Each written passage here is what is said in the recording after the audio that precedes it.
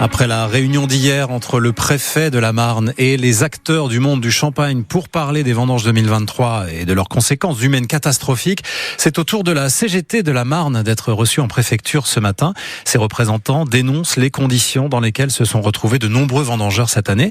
Bonjour Anne-Laure Labalette. Bonjour Nicolas, bonjour à tous. Vous recevez ce matin le secrétaire général adjoint de la CGT Champagne de la Marne. Bonjour Philippe Cottenay. Bonjour. Alors hier, ce sont les acteurs du champagne qui ont été reçus. Votre réunion à vous, c'est ce matin. Pourquoi vous n'avez pas été reçus ensemble ? Alors c'est cet après-midi à 14h30, une toute petite rectification, oui. De dernière minute. Moi profondément, je suis déçu parce que c'est vrai qu'on s'attendait à une table ronde, puisque sur la dernière prise de parole qui avait été faite quand même, c'était, et puis dans la presse, par voie de presse, on avait fait valoir que on privilégiait la table ronde. Bon, on a eu la désagréable surprise, on va dire, de voir que c'était interposé, quoi. C'est-à-dire que les employeurs hier, nous aujourd'hui, donc ce qui fait que on va dire que le préfet sert de médiateur. J'ose dire une fois, mais pas deux, quoi. C'est-à-dire que on espère que dans les semaines qui vont arriver, on aura un rendez-vous avec les employeurs. L'avertissement en tout cas. Je pense qu'il faut se dire les choses autour de la table. Il faut pas faire de faux fuyants. Et puis il faut discuter, poser les problèmes et trouver les solutions ensemble. Voilà. Philippe Cottenay, les vendanges de la Honde. Voilà comment vous avez qualifié la vendange 2023.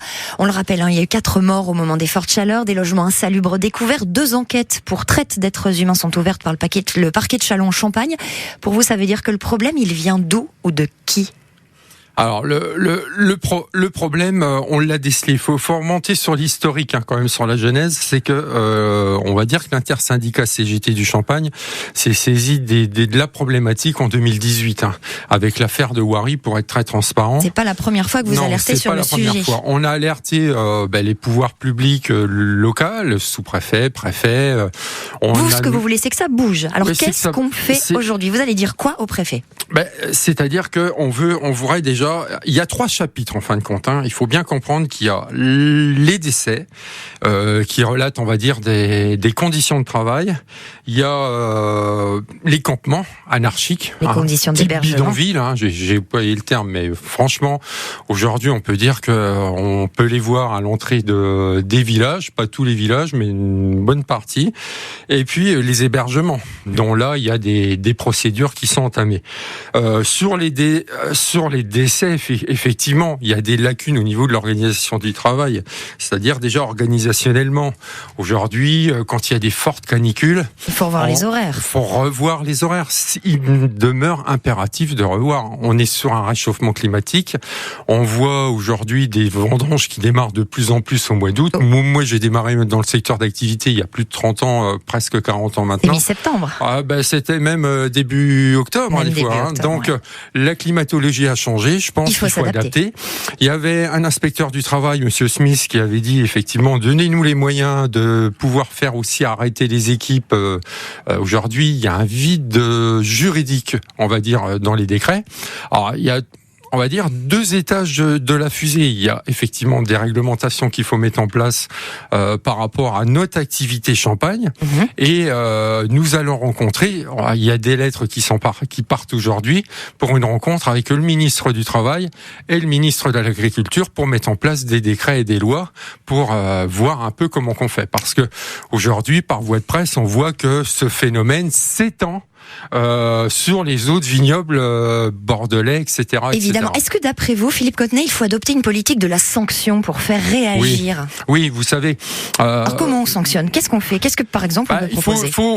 Il faut déjà responsabiliser aujourd'hui les donneurs d'ordre. Ça me paraît évident. Je pense qu'ils sont tenus solidairement responsables aujourd'hui. Il faut qu'aujourd'hui il y ait des sanctions, parce que en haut de la pyramide, c'est qui ? C'est bien les donneurs d'ordre qui délèguent. Quel type de sanctions, par exemple ? On pourrait dire quoi ? Qu'est-ce qui pourrait faire réagir ou faire vous savez, que les vignerons se posent la question ? Je vais prendre la sécurité routière. Aujourd'hui, c'est que des recommandations au niveau de la région. Si demain je vous dis que le code de la route il tombe, et puis je vous dis à vous que c'est qu'une recommandation de rouler à 80 et que c'est qu'une recommandation de ne pas boire de l'alcool, effectivement, il y aura peut-être des débordements du fait qu'il n'y a pas de sanctions et d'obligations. Alors ça veut dire qu'on va priver les vignerons, de leur AOC Champagne ? Oui, par exemple, ça pourrait pourrait être une piste, c'est-à-dire que là où on décèle effectivement des problématiques, c'est les gens qui ont été pris en flagrant délit, c'est bien des gens qui ont été dans des parcelles qui sont connues.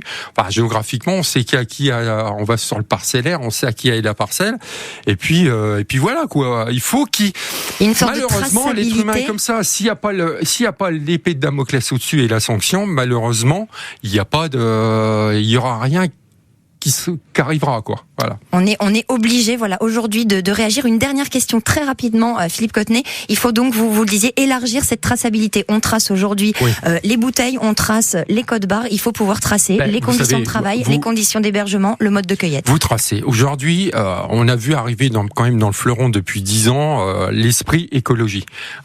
L'esprit écologie, il faut aller dans le même sens, c'est-à-dire qu'il faut ces mêmes sensibilités de traçabilité au sein de la misère humaine. Et c'est ce que vous direz au préfet de la Marne lors de votre réunion cet après-midi. Merci beaucoup Philippe Cottenet d'avoir été avec nous ce matin. On rappelle que vous êtes secrétaire général adjoint de l'Union départementale de la CGT Champagne. Bonne journée.